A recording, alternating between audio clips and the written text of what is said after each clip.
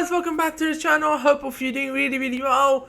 And I wanted to talk about this team for a very long time, and that team name is Tottenham Hotspur. So basically what I'm going to do is, I'm just going to go through what they have done well, look at their weaknesses, and look at if they can sustain this. So anyway, before we get into all that amazing stuff though, please do like and share the video, and if you like my videos in general, please subscribe to the channel as well, and leave me opinions in the comments down below as well about Tottenham. So let's get into it. So starting off, Spurs had a pretty good window, I thought, until I looked at their recent injury crisis. So I thought they filled the first team squad well. They needed a left centre back. They got in Mickey Van der Ven, probably the best left centre back possible at the moment for Ange Postecoglou's style of play. Athletic defender, able to defend wide spaces, on the ball fantastic, and of course he scored yesterday as well to add to that. Second one, Maddison. What a signing he was from Leicester. Fantastic. You also have Vicario, the goalkeeper, who played his football in Empoli, and Spurs brought him in to replace Hugo Lloris, and he's done fantastically well. And I think those three have been the pillars of Spurs' success this year. But you also have to look at the current players who have seen a bit of a resurgence. Basuma got stupidly sent off against Luton yesterday, but still, you get the point. I think Basuma in general has been good. He's so good of getting Spurs high of the pitch. He's so good in making sure that Spurs are able to win the ball, etc. So I think Basuma, I think Kulusevski at times has looked like a bit of a one-tail pony, but you can see his quality when he does get it right. He's a fantastic player. I think Pedro Porro at right back has looked athletic. He is able to keep up with this man. Very good. Christian Romero, I always rated the defender. I thought he was a very good defender, and now he's finally showing that to everyone else. Udogie, very talented left back who seems to be getting better and better as the week goes on.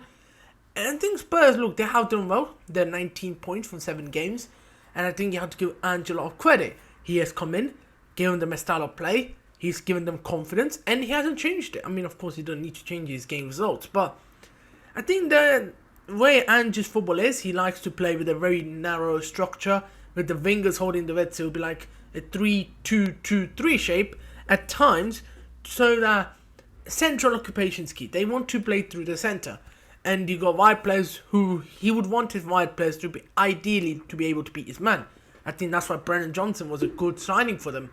I thought that's why, of course, playing Son as a left winger is a okay step, but not right long term, because then you're missing out on his clinicalness. So I think this has been a good move that Ange has done. He's put Richarlison at left wing, he feels much more comfortable.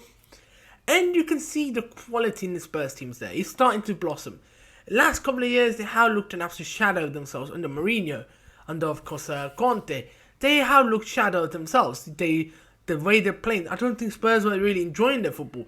And just come in, and he's really helped in this case. He has made sure the team wants to play. They want to enjoy their football, and that's the main thing. Sometimes that little bit, I'm just excited. We're gonna play good football. That helps the team, you know? And always, that's the thing. I always believe this is about attacking football, defense football. Attacking football, you will feel happy to play because you know you are in command. Defense football, yeah, it's good if you win games, right? But if you have a little bit of a dip, it feels negative. It feels very negative. So that's why I think attacking football is the best way to go. But talking about Ange's, his strengths that has helped Spurs out. He was at a similar situation as Celtic. Celtic were poor for the past couple of years. He came in, energized the fans, energized the club, got in some new players. Bang, results start to click. He's done the same at Yokohama. If you go and look at his record, they were in the relegation zone, close to the relegation zone. He came in, got the mid-table. Next season, they went on to win the title. So, Ange Postecoglou was the perfect fit for Tottenham. And you can tell, even in his press conferences, he has a swagger about him. He's upfront, he's blunt, that some other managers aren't. So, I think that's the thing about Ange. And his, what we call football education, in that sense, has been very useful for the Spurs side. He's getting the Spurs side to play with freedom, with confidence, with belief, which all these three things are so important. Confidence, belief, and what we call flexibility in a way, tactically, in terms of, because you're going to have sometimes, it's not like rigid 3-2-2-3 structure. Yeah, it's rigid in some sense, but the players are interchanging. So I've seen a few times Maddison's at left wing. I've seen a few times Son is dropping deep. So these are some of the things Now, Ange is fantastic doing it. Now, I think, what do I think of his time so far? Absolutely brilliant, like I said. And he has got them playing some really, really nice football. And of course, there are weaknesses. Now we move to the weaknesses of Ange Postecoglou. Ange Postecoglou's side defensively aren't very good. And I think the Premier League is the most brutal. Ange hasn't changed his philosophy anywhere he's been. And he has cost him. This will cost him, I think. Long term, defensively, he has to find ways to make sure that Spurs are a bit more watertight, because they conceded 2 to Burnley, they conceded so many chances to Liverpool on the counter, they conceded so many chances to United. If you watch those games, you will see how many chances that Tottenham Hotspur do give away. It is a lot of chances they give away, because normally you're going to have Porro or Dogi both centrally. So when the opposition has the ball, they're going to look to go to the wide challenge, and I don't think particularly they're both very good one-on-one defenders. Udogie, I think, is a bit more better, and I think Udogie is actually a very good fullback. But Porro, I think that's the thing. They will give away chances to the opposition, and they are very, very stubborn in their style of play. They will play that one way. Now, it's a good thing, believing in your philosophy, believing in your ideas as a coach. But I'm thinking, like, surely you could have something else in your armory as well. And it's like, if you look at Guardiola has changed so much, so many times with the Man City team. He has changed so many things. If you watch the 17-18 team, if you watch his treble-winning side this year, if you watch his 2020 teams, they all have something different, something unique that helps and that makes you less unpredictable. Spurs feel very, very predictable of what they're going to do. You're going to have 2 wingers on the right, you're going to have the 2 number 8s being pushed up as a 10, you're going to have 2 inverted fullbacks, you're going to have the defensive midfielder, you're going to have 2 centre-backs. Or at times you're going to have the central defensive midfielder dropping into centre-backs to make this 3-2-2-3 structure. It's predictable. And we know what happens to predictable managers in the Premier League. Sorry, De Zerbi to an extent. I mean, there have been managers coming to the Premier League with philosophical values. If they don't change, over a period of time, they will get exposed. I think Erik ten Hag, look, you have to give him a bit more credit. I think right now they're going through a tough lean patch. But in the first season, he showed adaptability. He was willing to work around his methods, of course, but he showed that, okay, this team's not quite ready to play my style of play. So he was innovative. So, just a thought. Now, of course, is something that is not needed to be looked at right now because they are beating teams, they're winning games. But this is, I just feel like, will be a weakness going forward. Transitions, and also, and just stubbornness, because it'll make things predictable. Teams will know what to do, I think, going forward. I think there has been signs as well. Again, Liverpool, I thought Liverpool played a really mean low block and Spurs struggled to break it down. So that's something that has to be looked at. Another weakness is the squad. Squad is just not good enough. It isn't. If Spurs are serious about a top 4, maybe even a sneaky title challenge, that squad isn't enough. No way that squad's enough. So you got Son, Maddison. So for Maddison, you got Lo Celso, who barely gets game time. You got, for Basuma, you got Højbjerg. That's a downgrade, a big one. And if you look, especially in attacking areas, I mean, I know they got hit with injuries, but still, you got Brennan Johnson, who I think is a decent competition for Kulusevski and probably a better right winger to start. You got Salomon, you got Perisic, both out with injuries. So Ange's options are limited with the squad he has, of course, especially in defence. I think the defence, the moment we see an injury to Mickey van der Ven, the moment we see an injury to Udogie, the moment you see an injury for, of course, Romero, that team could crumble very, very quickly. Or an injury to Maddison, or an injury to Son, because injuries are going to be a factor with Ange's side, because his system is so demanding that they will get injured. It is common sense, and I think Spurs need to get more cover. I think they at least need another left back. I think they still need probably another centre back, or maybe 2. I think they probably need a number 6, a number 8, ideally another striker. Valles from Rosario Central, come on, he's not going to be your second choice striker, is he? He's not ready. He has been given to game time. You got like some Lo Celso. Those guys don't seem to be given any sort of value in the team at the moment. I feel like he rarely gets a game. So that's something that Spurs need to look at. Adding depth, because otherwise Ange's way will collapse very, very quickly. And also, I would like to talk about Ange. Ange's substitution sometimes do kill the game off. If you watch the Sheffield United game, if you watch the Liverpool game, his subs killed the game. Now, I understand he hasn't got many options, but then you should just keep the players on. No, because they were chasing a goal. They were chasing a goal against Liverpool. He takes off both Son, he takes off Maddison, both. And he brings on Velez, and he brings on Højbjerg. Now, that's ridiculous. As a coach, I understand, of course, you want to give your players enough rest, but that's ridiculous. Especially for a team like Spurs who are playing one game a week. I'm sure Maddison or Son wouldn't mind staying on for 90 minutes. That is an Ange. Want to take them off. I know they've got a bit of a knock, but come on. I think if you're winning, if you're chasing a game like that, you want to keep your best players on. So I think those are some of the weaknesses of Ange, and something that could be very, very dangerous going forward. Now, what do I think is personally the ceiling of the Spurs side? I think if they give Ange time, resources that he needs, the squad he needs, they are going to be a dangerous team. 110%. They got the principles in place, and I think Ange's system is much more harder to play against because he has players rotating. It isn't just like the 3-2-2-3 structure and that's it. They do have players rotating. So sometimes you have a left winger drifting in. You might have Maddison overlapping him, or you might have a Dogi playing a 10. This makes things unpredictable as an opposition. It makes life harder. So I don't think low blocks will find it that easy against Ange's team. Of course, with the low block, they will cause problem because I think the one thing there's a weakness with this Ange system is the lack of wide overloads.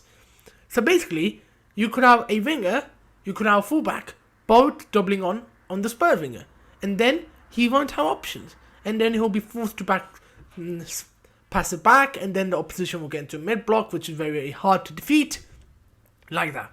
I think even if you look at the goal against Luton yesterday, it came from a really, really good build skill that Spurs got the points. If you look at, of course, Liverpool, very lucky to get the win. United, on another day, I think they lose to United, so it's what it is. So that's the thing. So I think Spurs wide overload. Yeah, the 3-2-2-3 system is great, but you just can't leave your wingers so isolated that they have to be too many. And you can't leave your centre forward just by himself. He needs more support, and I think the 10s / the 8, they do try and provide that. But I feel like the strikers in general feel better playing next to a winger. If you look at Man City, you're going to have, of course, Alvarez coming through. You're going to have Doku linking with Haaland, etc. You're going to have with Arsenal, of course, Jesus linking with Saka. He linked with midfielders. So I think these are some of the issues that Ange will face. But the one thing I think we have to press Spurs for, you have to praise Spurs. He's been in charge for 7 games. Spurs players are used to his style of play. They're confident in the style of play. They're rarely overdoing things. And they're getting results. They went to the Emirates and got a draw. They beat Liverpool. These are good results. These are some of the results that were unimaginable a couple of years ago. So you have to give Ange Postecoglou credit for that. Of course you do. And I'm a big fan of Ange. He's an Asian coach, and I want Asian coaches to do well around the world. So Ange coming to the Premier League is a big step. Of course, the way the goalkeeper plays, I think with Carrier, he plays with a lot of calm, he plays a lot of confidence, and I think that transfers to the team very, very well. His cross game is fantastic, he's on the ball fantastic, he loves to play good passes as well. So I think Spurs, in general, that's what they've done really, really well. They have also had a good start to the season, so of course, there will be bumps. Of course there will be bumps. It is not like, this situation is way, way different for Ange, because in previous past, he had his rivals in whatever country he was declining. He had Rangers who were losing their way a bit, and they were facing competition in Europe as well, so they were finding it hard, and Celtic weren't, so I think that helped them. And of course, in Europe, Ange's performance is sketchy to say the least, so I think that is something to look at. In the Premier League, he won't have it that easy. You're going to have like Arsenal there, you're going to have Man City there, you're going to have Liverpool, of course, there, you're going to have Newcastle, you're going to have Brighton, you're going to have Aston Villa, you're going to have Chelsea, you're going to have Manchester United. These are all, it's not going to be that easy to just go bang, 1, 2, 3, we're top of the table. No. It will take a long, long time for Spurs to be anywhere near a title charge. Maybe 1 to 2 years, when Ange has his proper squad with proper options, they will be a threat. 110%. Now, what's the one thing that does go for Ange is, I think as Spurs, he will have much more leniency. because he has a good start. The style of play is clear. The fans are enjoying the style of play. So even if they do go through a lean patch, maybe a win in without winning 4 or 5, I think the fans will be much more patient compared to how they were under Conte or Jose, because those guys, it was all about win. And then when they didn't win, their project was not good. It was just not good. And I think that's not going to be the case with Ange. Ange will still, the fans will know, okay, if we give this guy some time, he will get us some good results. And I think Spurs are sort of club that are willing to give their managers time. I think they gave Conte time. They gave Jose time. So you have to look at it like that. And I think for that reason, I think Ange joining Spurs was the perfect step for a big club. A club that was given time.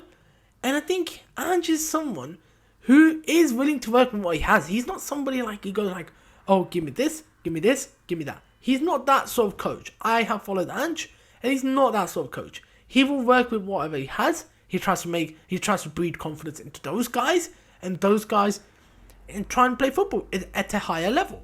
And I think that's how Ange operates. And I think that's a perfect way to Spurs. He's a perfect Spurs type of coach. Of course, I think the next logical step for Ange will be City. If once Pep does leave, I think he'll be a fantastic successor. But I genuinely do think Ange Postecoglou, there are problems with the system, like I discussed, wide overloads, 0 wide overloads. And I think that could bog down their wingers, and that means they wouldn't have the width to cause danger to the opposition, as that could make life very easy for the opposition. I think I talked about the transitions. I talked about the low blocks. I think low blocks, they have faced issues again. And Ange's system sometimes is static, out of what I've seen. And I think that's something with time and chemistry will come to fruition. I think they will be better against low blocks going forward. And now they are still getting results, but I think these are some of the things I'm looking at. And of course, they have done some things really, really well. I think you have to give Daniel Levy a lot of credit. He has done a lot of things correct, I think, in this window. If you look at it, it's just all about Spurs just getting decent amount of results, maybe sneaking into that top 5, and then getting to Champions League. Otherwise, I think 6th is really, really gettable. Personally, if I was Spurs fan, I would expect something around 3rd to 6th. I think that is the minimum expectation. And I think if they can get 3rd, brilliant. If they get 6th, I think it's a season where they have shown what they can do under a coach like Ange Postecoglou. But anyway, this was my take on Spurs. How are Spurs so good at the moment under Ange Postecoglou? What are their main strengths? Why are they so good at the moment? What are some of the reasons that they could hold them back? And what are some of the things that they do have something good with? So like Ange has something going for him. And if you like the video, please do like and share the video. If you like my videos in general, please subscribe to the channel. Leave me opinions in the comments down below as well. And leave me opinions if you agree with me about Ange. If you don't, do you think he's overrated? Do you think he won't last in the Premier League? I think personally he will last in the Premier League very, very long time. He's a good coach. And leave me your opinions of where the Spurs squad can go under him as well. And I hope to see you guys later for another video.